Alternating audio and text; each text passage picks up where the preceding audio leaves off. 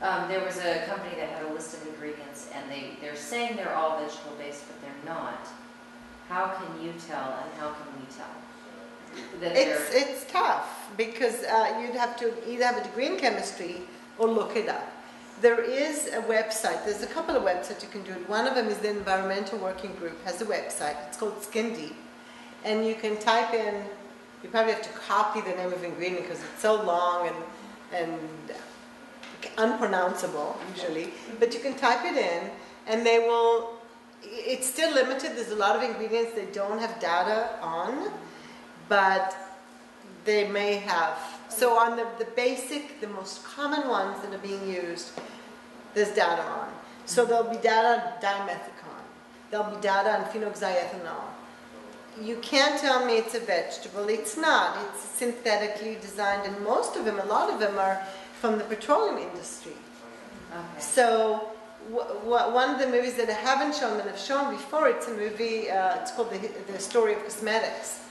And it talks about the production of toxins. There's a lot of toxins that we need to find a home for these days because they are polluting the planet. So they're cheap ingredients. They can be used as preservatives, and a good home for them apparently is skincare products. It sounds really strange. It sounds almost ludicrous. Sounds terrible. It sounds terrible. And but they're cheap, and they're looking for a place to lodge them. So a lot of these ingredients are of that nature. But then there's ingredients that sound good, like glycerin. That sounds like a good ingredient, right? I use glycerin. But if it doesn't specifically say vegetable glycerin or vegetable source glycerin, it's a polycarbon. So it requires a little bit of education. The way I viewed myself when I was doing a little bit more doctoring was that my job was as an educator and as a filter for people. Because I realized that people cannot possibly learn everything they need to know about what's good for them, which form of vitamin E is best, which form of vitamin A is best, and that changes all the time, which is a good company, which company is fudging it. So I always felt that it was my job to just filter it for people and provide the information. Now that's kind of how I look at skincare these days. There's no way that all of us can educate ourselves about everything.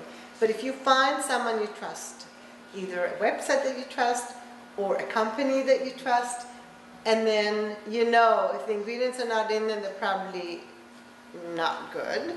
And you can always ask. I mean, someone like me, you can send me an email and say, I've seen it. There's this company, I love them, I love the product.